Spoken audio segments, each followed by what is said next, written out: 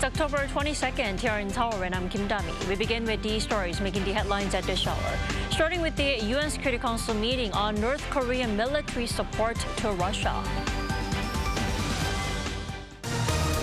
South Korea and the United States raised concerns at the meeting, highlighting that such cooperation could have far-reaching consequences. North Korea called the speculation a complete rumor. And South Korea and NATO pledged tighter cooperation over the participation of North Korean soldiers in Russia's war efforts, with Seoul planning to send representatives to NATO for intelligence sharing. Israeli forces launched airstrikes across Lebanon on Sunday, targeting a group providing financial services to the Iran-backed Hezbollah. The UN Security Council convened to discuss the ongoing war in Ukraine and North Korea's suspected involvement. Despite growing worries globally, North Korea labeled the speculation a rumor. Moon Hye-ryun reports. Concerns over reports that North Korea is sending troops to fight alongside Russia in Ukraine are being voiced in the international community. South Korea's ambassador to the United Nations told the UN Security Council on Monday that Pyongyang's expected involvement as an active belligerent could have consequences for all.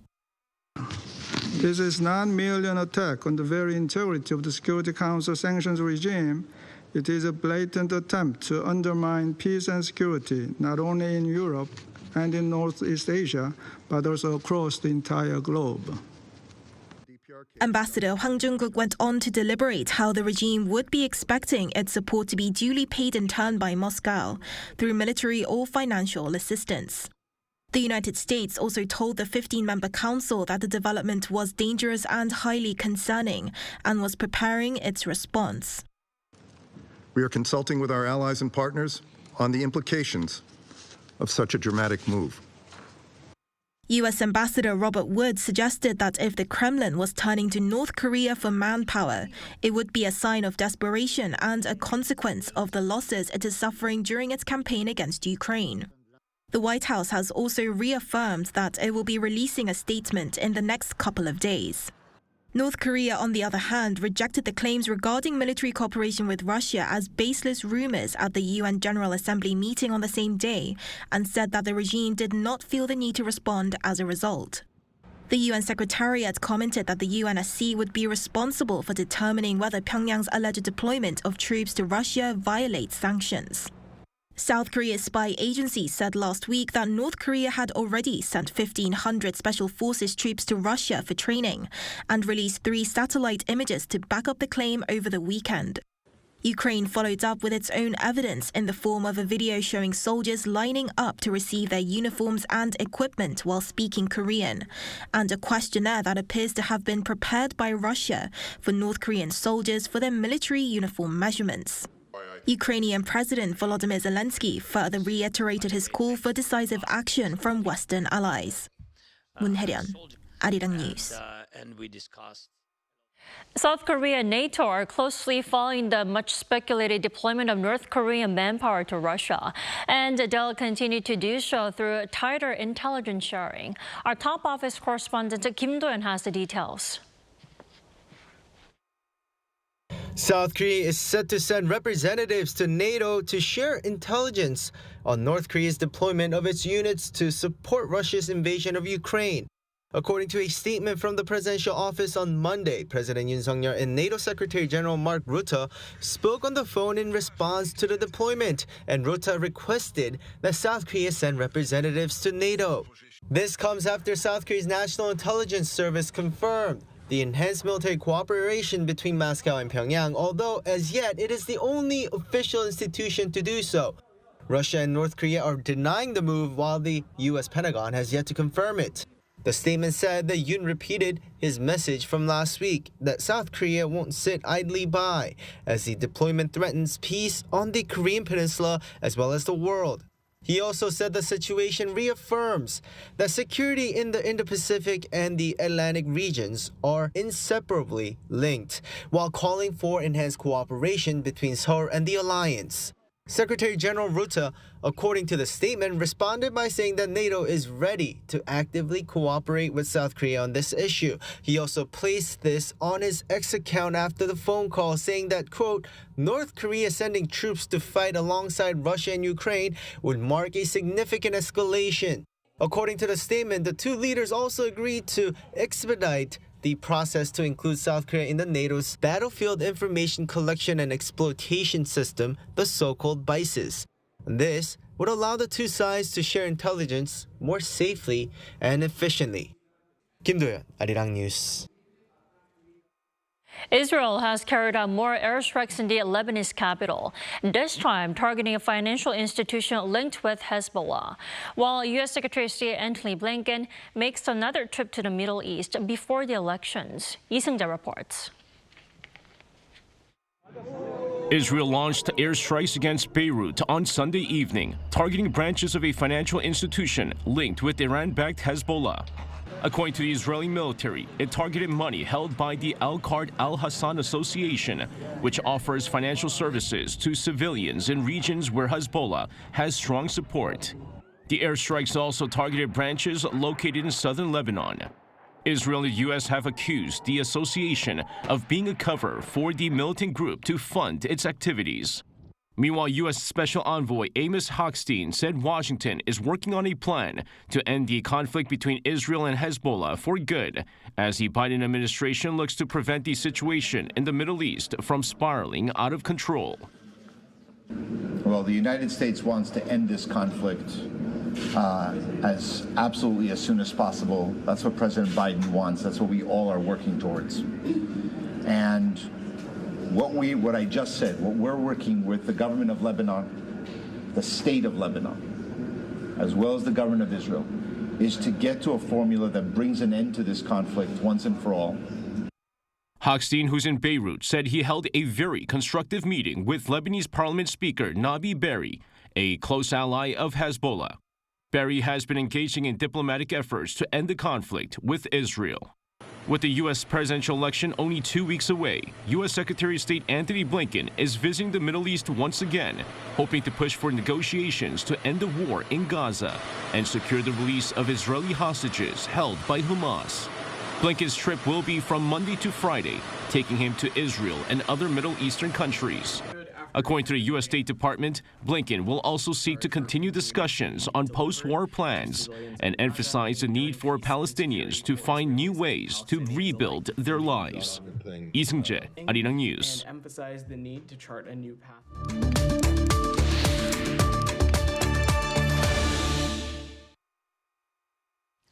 We are just 2 weeks out from the U.S. presidential election. How are the two candidates campaigning in their final sprint to the November election? We're joined by VOA correspondent Chris Keskihau. Welcome back, Chris. Good to be with you. So who is leading the latest polls? Well, polls tell the same story we've been saying since VP Harris entered the race in July. It's extremely close, especially in the battleground states. A Washington Post Char School poll of more than 5,000 registered voters was conducted in the first half of October. Among likely voters, 49% support Harris and 48% support Trump. Trump's strongest in Arizona, where he holds an edge of nearly 3 points among likely voters, and Harris runs strongest in Georgia, where she has an edge of 4 points among likely voters. But it's important to note that these numbers are within the margin of error, meaning that the race, for all intents and purposes, is a statistical tie, especially in those battleground states. You know, I said we are just 2 weeks out from the election. Walk us through some of the key points that we all should be mindful of. Well, the election is already underway in many states. A new USA Today Suffolk University poll shows the vice president is leading the former president by a nearly 2-to-1 margin among those who have already voted. It's 63 to 34%. Now, that preference turns around among those who plan to wait until Election Day, November 5th, which is 2 weeks away from now, with Trump ahead 52 to 35% among those voters. Now, among those who have already voted in these early voting states, 1 in 5 volunteered that abortion rights and women's rights was their most important issue, second only to the economy and inflation.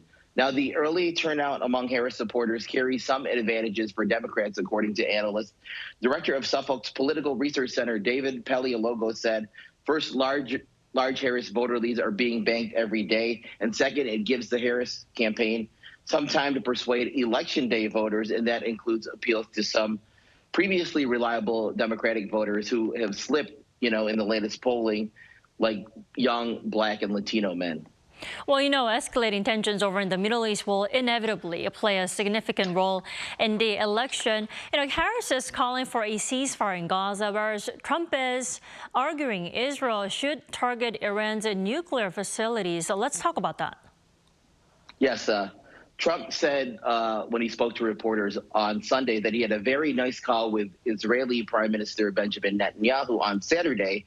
And he said that Netanyahu was asking what he thought. And Trump said that you do what you have to do, is what he told Netanyahu. Now, Vice President Harris on Saturday repeated her call for a ceasefire in Israel's war against Gaza and said it was important to seize the opportunity provided by the killing of Hamas leader Yahya Sinwar, who was the mastermind of the October 7th attack. Now, the Arab American Political Action Committee said last week it will not endorse neither Vice President Kamala Harris nor Republican former President Donald Trump, citing what it called their blind support for Israel's wars in Gaza and Lebanon. The November 5th elections will mark the first time that this Arab American Political Action Committee has chosen not to endorse a candidate since the group's founding in 1988. And it usually endorses Democrats.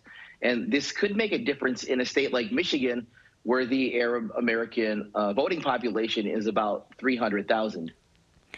On top of the Gaza war, there is also the crisis in Ukraine. How are Harris and Trump reacting to the speculation that North Korean soldiers in Russia to fight with Russian forces in the crisis? Or how are the two sides expected to deal with the speculation? Right. Neither candidate has commented publicly so far about North Korean soldiers fighting with Russia.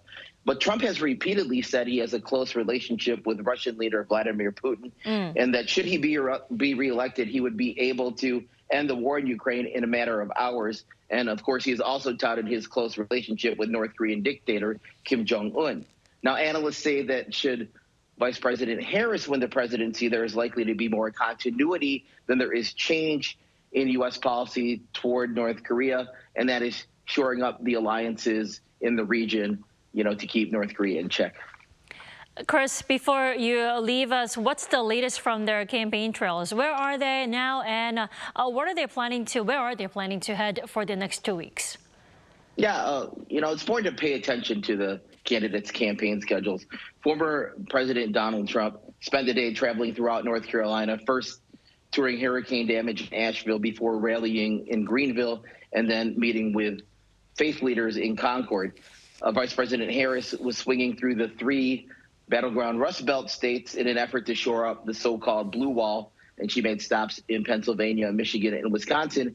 And analysts say that she's really going to focus on holding that so-called blue wall, whereas Trump campaign, they see their best path as going through the Sun Belt battleground states like Arizona and North Carolina. So expect to see a lot of them in all of the battleground states, but, the Trump campaign sees its best path through the South, and the Harris campaign wants to hold on to the Midwest blue wall.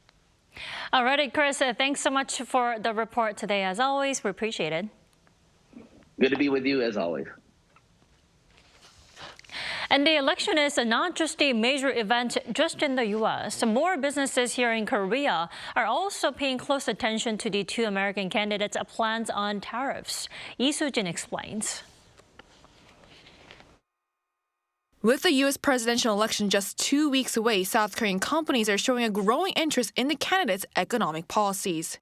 The Korea Chamber of Commerce and Industry announced on Monday that a survey it conducted of 300 manufacturing companies nationwide during the first 2 weeks of October showed that for both candidates, Korean companies were most interested in tariff policies.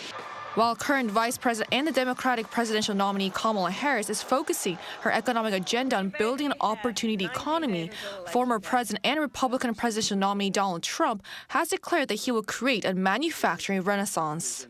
And among Harris's policy plans, Korean companies were surveyed to be paying the most attention to her targeted and strategic tariff policy, which garnered 17.4% of the votes.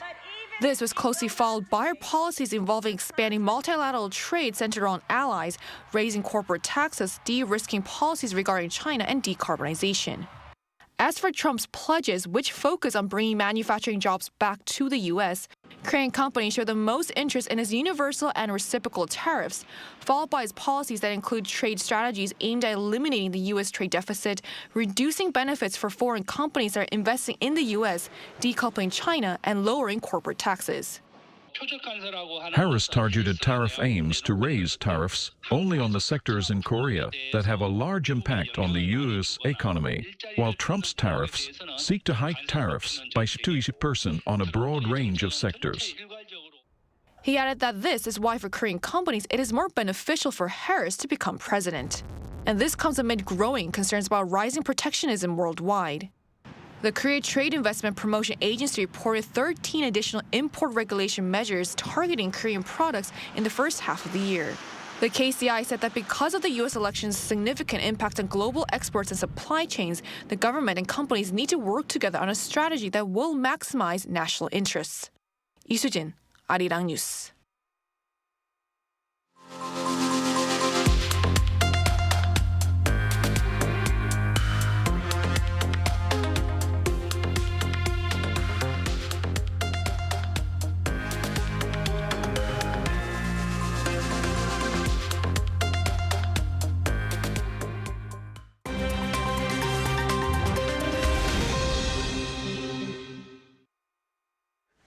Now, let's take a look at the stories from around the world with our Kim Xiang. Good morning, Xiang. Good morning, Dami.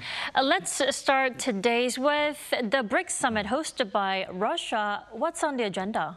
Now, that's right, Dami. Russia is hosting this year's three-day annual BRICS summit in the Russian Republic of Tatarstan from Tuesday. Now, amid heightened geopolitical tensions, BRICS, a group designed to bring together developing countries to challenge Western dominance, will kick off its largest summit yet in the city of Kazan, with 5 new member states this year. China's Xi Jinping, India's Narendra Modi, Turkey's Recep Tayyip Erdogan, and UN Secretary-General Antonio Guterres and 24 state leaders are expected to attend, including the newest members, Egypt, Ethiopia, Iran, Saudi Arabia, and the UAE. And despite speculation that the Ukraine war and an international arrest warrant would isolate Putin, more countries are seeking membership, with Turkey, Azerbaijan, and Malaysia already having made formal applications. The first ever summit of BRICS Plus will likely discuss wars in Ukraine and the Middle East and improving economic and cultural cooperation within the bloc. Now, Russia's President Vladimir Putin is set to hold multiple bilateral talks on the sidelines, with speculation that Russia's use of North Korean troops for its war in Ukraine will be on the agenda. With the addition of the new member states, the BRICS Plus now has a combined population of some 3.5 billion people, accounting for about 45% of the global population, while the group's economies combined make up about 30% of the global economy. Tech billionaire and the world's richest man, Elon Musk, promised on Saturday to give away $1 million each day until the November 5th US presidential election to a lucky winner from those who have signed his online petition. Now, 3 winners have already been announced. The petition, created by Musk's campaign group America PAC, which was set up to support Republican Donald Trump in the upcoming presidential contest, is one that supports the First and Second Amendments of the U.S. Constitution, free speech, and the right to bear arms. America PAC's petition was created to encourage voters in 6 swing states, Georgia, Nevada, Arizona, Michigan, Wisconsin, and North Carolina, to sign and refer the petition to other voters, where a sum of up to $100 is promised for each referred signatory in some states. Now, the legality of Musk's offer for voters is being questioned, with Pennsylvania's Democratic Governor Josh Shapiro calling on law enforcement to investigate the action on Sunday. Australian Senator Lydia Thorpe heckled Britain's King Charles on Monday at a Parliament reception for the monarch in Canberra, accusing him of committing genocide against the Australian people and saying she does not accept his sovereignty. Now she shouted, "You're not our king, you're not sovereign. You committed genocide against our people," as Charles finished a speech.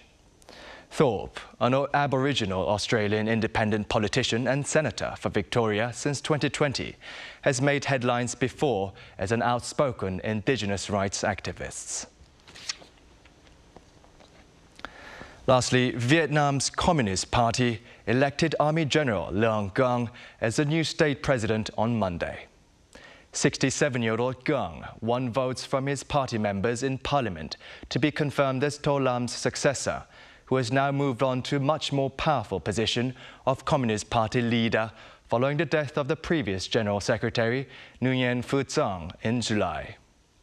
Gang, who is also a member of the Politburo, Vietnam's top decision-making body, previously held a key position in the Secretariat of the Communist Party.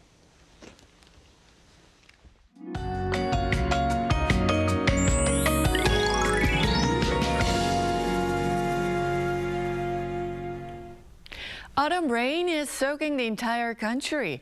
It has not been raining much in the capital area, but parts of the south coast and Jeju are under a heavy rain advisory this morning, with rain pounding down 10 millimeters an hour. Well, we are seeing some frequent heavy autumn rain this season. Busan and surrounding regions could see up to 100 millimeters of downpours until tomorrow. The central regions will see 10 to 60 millimeters. So please keep an umbrella handy today. Daily lows were nearly 5 degrees higher in most parts of Korea this morning. Then highs in the upper areas will be lower, topping out at 19 degrees or 18 degrees Celsius here in the capital. But southern provinces will see highs going 1 to 4 degrees higher, topping out at 23 degrees in Gwangju and Busan at 24 degrees this afternoon. Rain will let up from the west early tomorrow. Then we are expecting the chilliest morning of the season, topping out at 8 degrees here in the capital on Thursday morning.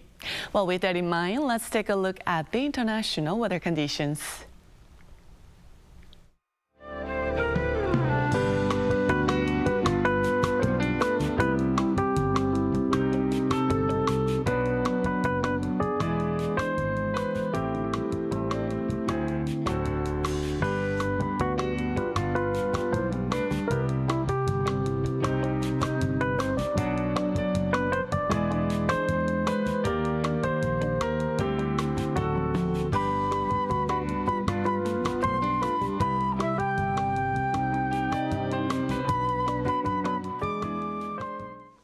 We thank you for watching New Day at Arirang. Arirang News will be back at 5 p.m. Korea time.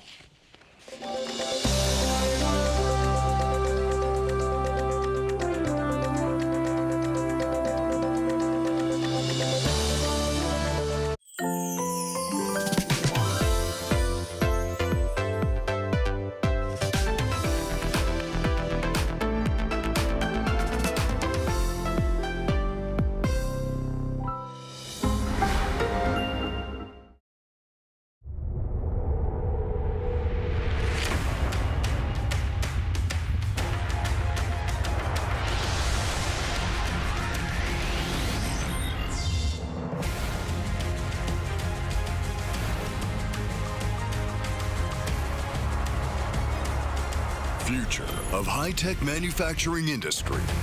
This is GFE's Hadong District.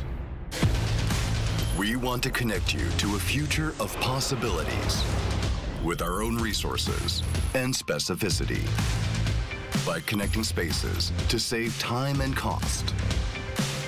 Connecting excellent infrastructure with technology to drive innovation. Opening possibilities by connecting technology with businesses. We will expand our horizons by connecting with the world. There is land that leads to a sustainable future. Daesung Industrial Complex, a cutting-edge material parts complex is the best strategic industrial complex in the southern coast region of Korea. Karsaman Shipbuilding Industrial Complex, a shipbuilding and marine industrial plant cluster. It is a global logistics and industrial hub with convenient transportation and high-level accessibility, making it optimal for business investment. Starting from possibilities to becoming a global business hub, from an innovative industrial city to the center of high-tech future industries. It's the beginning for the future. Linking together, making tomorrow. GFES Hadong District.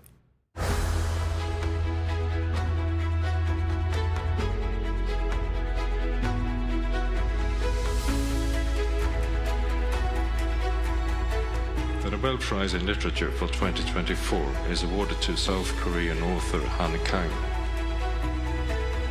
for her intense poetic prose that confronts historical traumas and exposes the fragility of human life.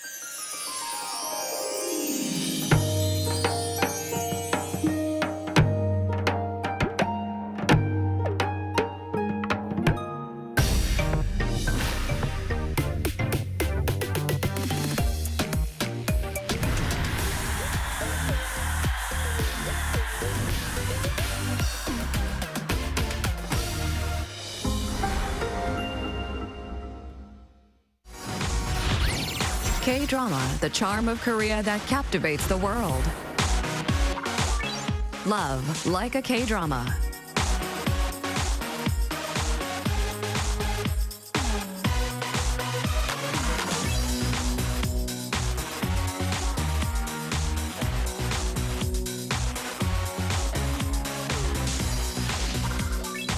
A story of us where hope and despair coexist.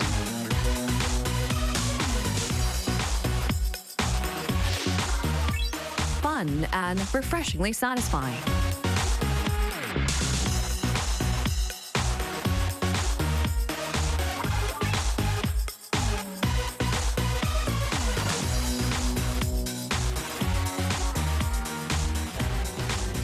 K-dramas carry warmth and move people's hearts. Meet the fascinating stories of Korea through K-dramas.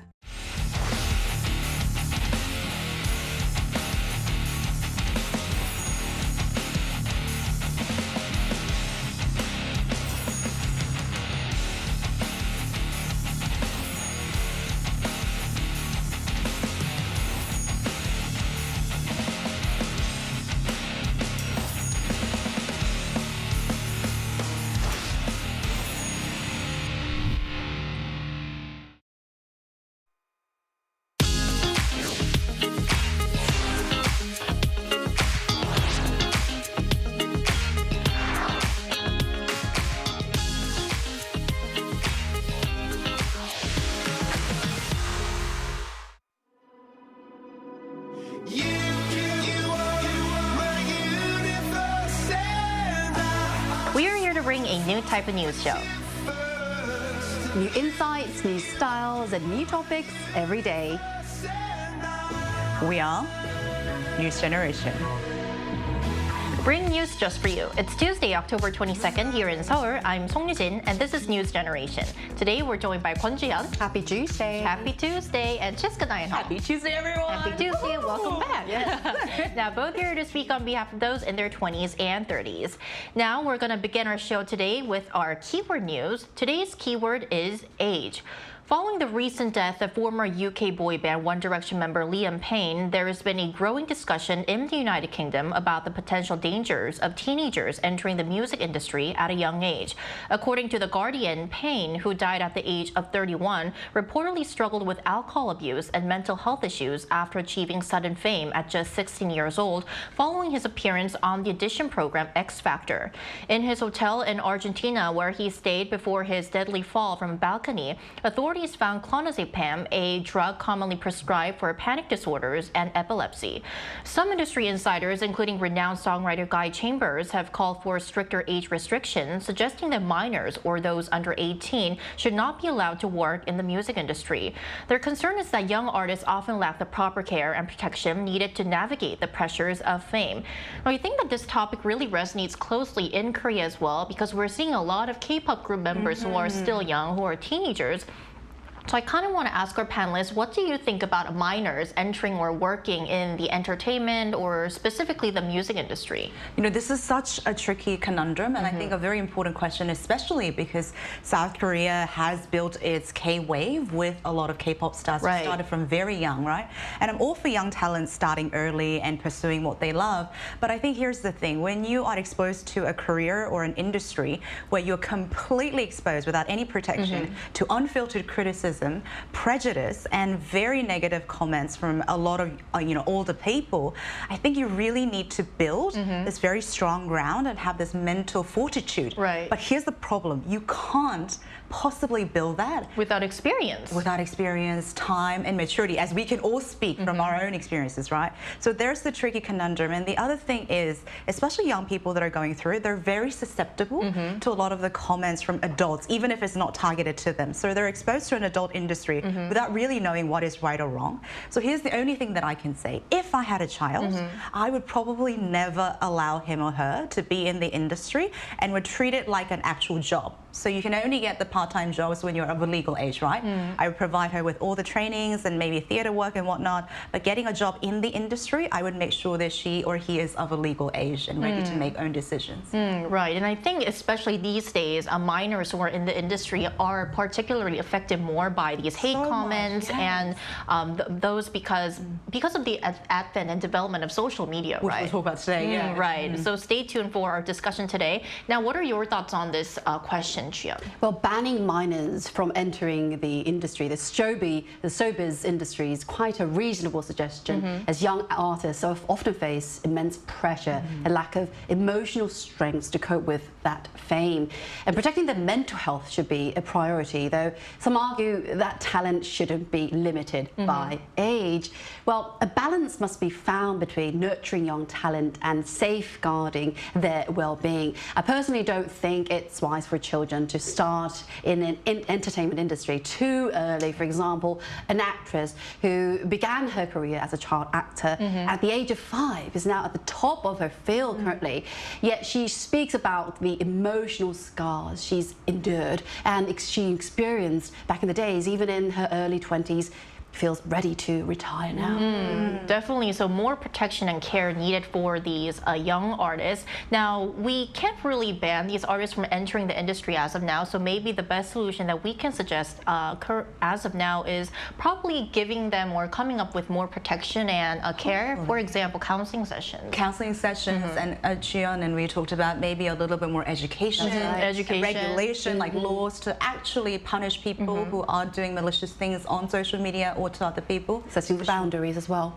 Right, so hope we can see these changes coming up soon. And that was our keyword news for this Tuesday. So we're now going to move on to our main discussion of the day. It's Tuesday, which means it's time to explore the latest trends on Korea's cultural front. So let's take a look at the screen to find out more. Social media has become an inseparable part of many young people's lives. It has become natural to share photos and videos of our everyday lives on our accounts. But recently, more and more young people are stepping away from social media. So as we're going to talk about social media usage among our generation today, I want to first start by asking our panelists, are you active on social media? If you are, how regularly you use it? And do you also think that our generation is glued to these services? Yes, well, I am quite active on Instagram, YouTube, Naver TV and TikTok. I regularly post updates about my work and my personal life, and I do lots of reels and shorts as well. It's a little embarrassing to say. Why? I do news. I use anchor as well as a content creator and an influencer on YouTube. You can see it right now. Yes, very. It's quite embarrassing indeed looking at my channel all together. But thankfully, many of my videos have been met with a great response. Right. And You're doing so great. Yes, I am so shy right now. But to be honest, I actually spend more time looking at other people's social media accounts than my own one. I think I spend around 3 to 4 hours a day on it, you know, more than that in fact. Well, now, it's not just me. The younger generation uses social media for far more than previous ones. Right. Let's look at take a look at the data on social media usage by generation in 2023. As you can see here, millennials are leading the pack with a remarkable 90.6% of them using social media. Almost all of them are using it. Not far behind are Gen Z at 87.2%, followed by Gen X at 65.3%. And finally, we have the baby boomers with only 24.2% engaging on platforms like Instagram or Facebook. And this data collected from a survey of nearly 10,000 people really highlights how social media has become an integral part of our daily life, especially for the younger generation. Right. Well, in fact, my dad, who is in the category of baby boomers, he started with Facebook, but now he is into Instagram right now. So this trend is catching on. That is right, but even though we don't follow each other, he is into Instagram and YouTube as well. Very understandable. You do understand that, yeah. Right. So we're seeing an increase in the users of social media among all generations, but particularly, once again, our generation are the primary users of these services. I think I'm also part of that pack, 87.2%, because I'm also on Instagram, Facebook, social media services like that. So once again, the stats that Julia mentioned show us how social media has become such a big part of our routine. And I also want to ask you, Cheska, are you also active on social media? So I think I represent a pretty good balance. I do fall into the 80% category, but on the other end of those 80%, I do have social media, but I don't do TikTok, and my YouTube algorithm is completely disabled. So when I go in, there's a flat black screen, no suggestions whatsoever. So you can kind of distance yourself. Yes, like I'm one of those people that are doing very active regulations and taking the time to actually make sure that I stay away from social media. Not because I'm a good person, I really just don't trust myself. Yeah, as we'll talk about today, social media can be very addictive, right. And I do see myself being hooked on it very easily. So I think practicing that kind of self-discipline is sometimes really important. Right. For sure, in South Korea, Instagram is very popular, and then we call it caffeine, right? Cacao, Facebook, Instagram. Yes, yeah. And then, so surprisingly, TikTok is not very popular among Korean MZs, but we do have something called the Naver Band, which we kind of talked about for much older generation. Right. But it's more like a group thing where they share information or like they trade secondhand goods, those kind of stuff. Yeah. So you mentioned all these social media platforms, which once again show how these services has become a big part of our lives. But when it starts taking up too much, this can actually lead to social media addiction that you mentioned, Cheska. Yes. And that's one of the reasons why a lot of young people are choosing to cut back nowadays as they notice the negative impacts of relying too much on these services. So I want to ask you, what are some of the common drawbacks the social media users have experienced when they are too attached to these platforms? And Eugene, as you mentioned, I think this is exactly the reason why in our NewsGen studio we've covered topics like addiction and digital detox and people going on this so-called monk mode, right? And I think it's been known over and over through research that social media or too much time on social media can cause physical, mental, and social problems. And this is not just confined to our generation, but there is an addictive and hooking mechanism that social media implements to make sure that people actually stay on it and can't get out, which leads us to anxiety and a lot of depression. So here's a research. So let's take a look at the screen to see an actual research that was conducted by colleagues from 3 different universities in America. And they actually did a research on association between social media usage and depression. And surprisingly, for a survey of 1,000 people under 30 years old, as you can see, they found that 1/3 of people actually expressed depression. And this is not just confined to depression. There are other forms of mental, problems such as, deformed body image, anxiety, and having this problem with actually forming a human relationship. And also, there's a book called Anxious Generation by Jonathan Haidt, and multiple research have stated that our generation, our current generation, is experiencing all-time high of teenage depression ever in history. Right. So too much usage of social media can have an impact both physically, psychologically, and also socially as well. Now, this is once again recognizing the severity of the problem. The reason why our generation is starting to go on a social media detox. So now to the methods, Chien, how is our generation actually trying to unplug from these services? Well, regularly checking your social media account, it's seen as a form of addiction. So many experts say it's healthier to gradually reduce usage rather than quitting cold turkey. So there's even a popular quitting social media challenge, trending among some in the MZ generation. So locking apps have become quite popular too. These apps block access to social media for a period of time, helping users to cut down on their screen time. So studies show excessive social media use is linked to mental health issues like anxiety and depression, as Cheska's mentioned. It is especially for younger generations who often spend several hours a day scrolling online. And personally, I try to limit my social media use by intentionally place my mobile far away from me, charging it, so I'm not tempted to check it too often. And constant comparison to others' best moments. They always go to those fancy restaurants and those fancy gifts they have. This can lead to low self-esteem. Right. And late night scrolling is known to disrupt sleep patterns, further impacting overall well-being of your life. And some locking apps even work on a deposit system. They give you money, where you get your money back if you stick to your social media limits. And others offer rewards for staying within your set daily limits, encouraging healthy habits over time using your mobile. Because really, who wouldn't stick to the rules when there's cash on the table? Right, that could be the most effective way to distance yourself from social media. That is an incentive and could be addiction too. So if you want to try a social media detox, you can check out your app store and download one of these apps and try these methods. Now, to find out whether using too much of a social media is also a concern in other parts of the world, we also asked our viewers how often they log into social media and what they usually do when they're online. And let's check out what 3 of them said. Eyes on K-pop says, my most used SNS app is Instagram because I enjoy looking at posts uploaded by my friends and favorite K-pop artists and watching their Instagram lives. I spend on average 8 hours per day online. Giselle264 says, I use Instagram to keep up with friends and scroll through my feed for entertainment. It's something I check daily. Gventura503 says, I think I'm spending equal time on all my social media platforms to stay connected. Instagram, Facebook, and X are like my gateway to the world. YouTube is my best entertainment and information platform for my music videos and news gen. Well, thank you, Gventura503. Thank you. Right, so going back to our discussion on social media, as we touched on earlier in our discussion, one of the main reasons our generation is trying to cut back on these platforms is the growing concern about addiction. Now, to learn more about what social media addiction really is and how we can address it, we're going to invite an expert to our talks after a short break.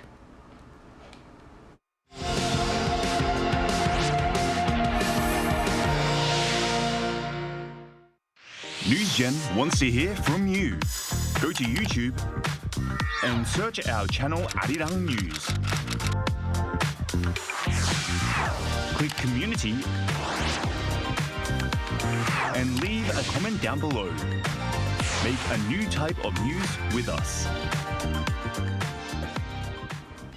Right, so today we're joined by Dr. Kim Jung-jin, Medical Director of the Alcohol, Drugs, and Addiction Inpatient Program at Harvard Medical School's McLean Hospital. Welcome back to the show, Dr. Kim.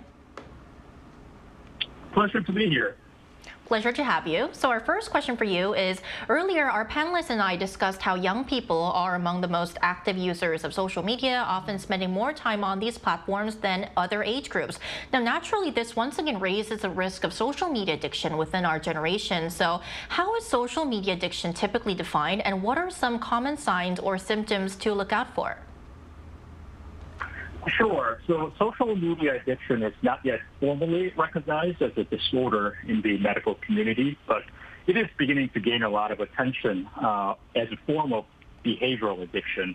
So addiction, if you would define it, it's typically referred to substance use, but the term has broadened since the 90s to include any behaviors that are potentially rewarding. And behavioral addiction is addiction to a particular behavior or feelings that are experienced when you're engaged in that behavior. For example, the most commonly recognized ones are things like gambling, shopping, and gaming addiction. Similarly, social media addiction can be viewed as a subtype of behavioral addiction. And as far as the symptoms go, the core of addiction really is the loss of control, or more specifically, what is known as the 3 C's. 1, compulsive use, and 2, continued use despite adverse consequences for one's wellness and functioning, and 3rd, cravings. So, for example, if you get antsy when you're not on the social media, eagerly anticipating logging back in and spending a great deal of time doing it, so much so that you end up stunting your social, academic, or professional performance or outcome, that might be considered an addiction. Then, Dr. Kim, why is social media addiction considered dangerous, and how can it impact both our mental and physical health? Sure. So the long-term harmful consequences of social media addiction are not yet clear. We haven't had social media for quite a long period of time, so the long-term consequences still need to be fleshed out.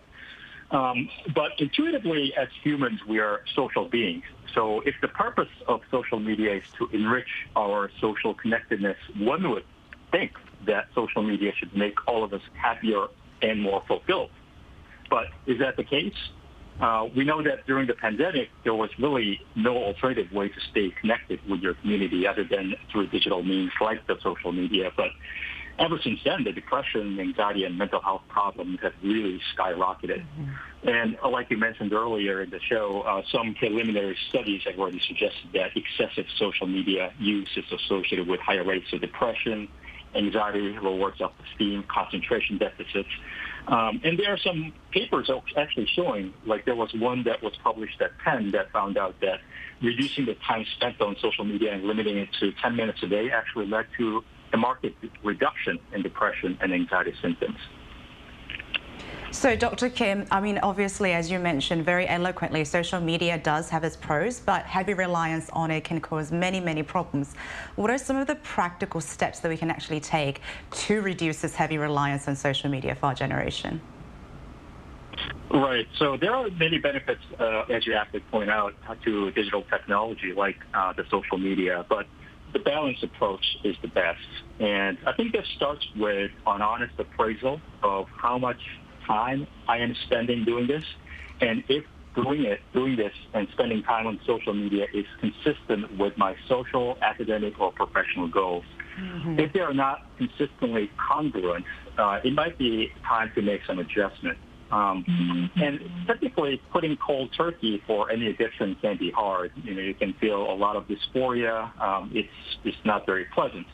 So strategies like setting some time limits and gradually reducing the time that you spend on it, maybe disabling notification features to minimize distractions, maybe deleting some particularly addictive apps, and not using the app before going to bed might be some ways to kind of cut back on the use.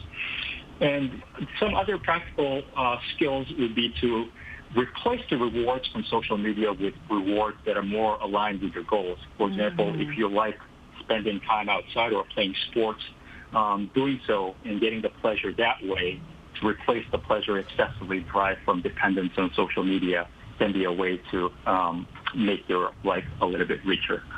And at a deeper level, addiction rarely occurs in a vacuum. So we typically turn to addictive rewards to form like some sort of to fulfill some sort of unfilled inner need. So long term, it may be useful to examine inward. What are those things that I need from social media? Am I turning to social media to compare myself with others? Am I contented with who I am? What kind of authentic relationship do I find meaningful? And is social media consistent with that? These are some important deep questions to think about. We'll make sure to keep that in mind. All right, Dr. Kim, always thank you so much and hope you have a lovely day. Thank you. Thank you. Right, so kind of balance our discussion today. While social media has its downsides, too much of it can, of course, lead to addiction, which we talked about. It's also a great way to stay connected no matter where we are in the world, with our families, with our friends and colleagues. So as we wrap up our discussion today, what are your tips or your suggestions to use social media in the healthiest way? Well, social media platform can be a great tool for staying connected and discovering new ideas, quite informative sometimes, offering space for creativity and connection. However, excessive use has been linked to issues such as anxiety, poor sleep, and reduced productivity of your work or your study. You've got to go to bed without your mobile now. So studies show that too much screen time can also harm your relationships. You know, it's even said that simply placing your phone, placing your mobile on the table when meeting someone or spending time with your family or significant other can have a negative effect. That's why it's quite crucial to set boundaries, like limiting your screen time each day. So use social media mindfully, ensuring it adds value to your life rather than taking control of your life, and avoid falling into the trap of endless scrolling and comparing yourself to others, as Dr. Kim just mentioned. And remember, balance is key.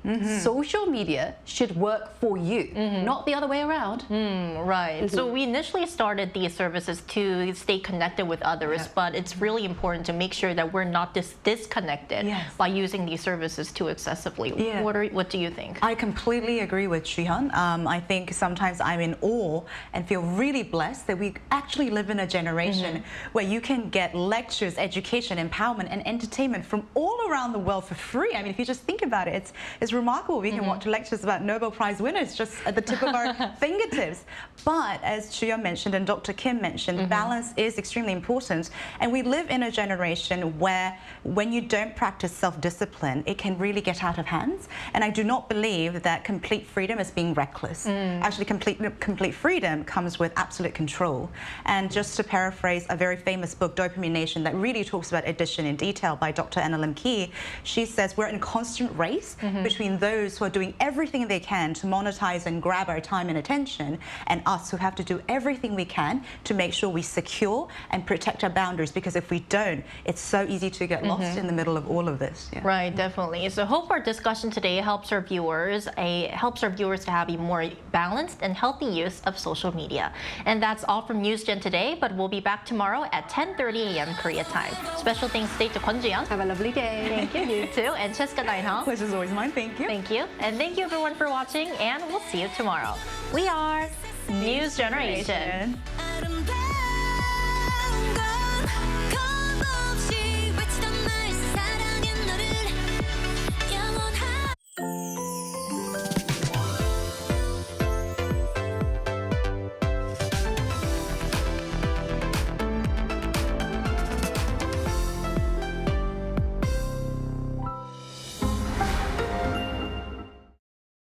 How to survive in Korea.